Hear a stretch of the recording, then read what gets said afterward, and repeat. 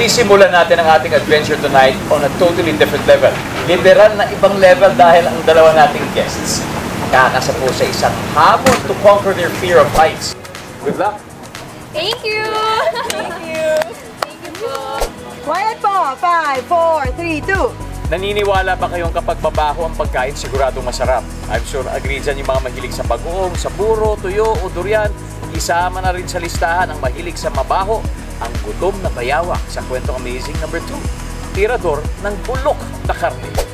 And 5, 4, 3, 2. Sa mga kalalakihang nanonood ngayon, naranasan nyo na bang magbihis at pumorma para lang mapansin ang gusto nyong dalaga?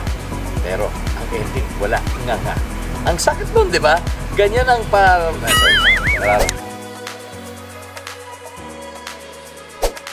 Ako po si Dingdong Dantes. Next week, sama-sama ulit tayo maglakbay, mag-enjoy at matuto dito sa nag-iisa nating mundo.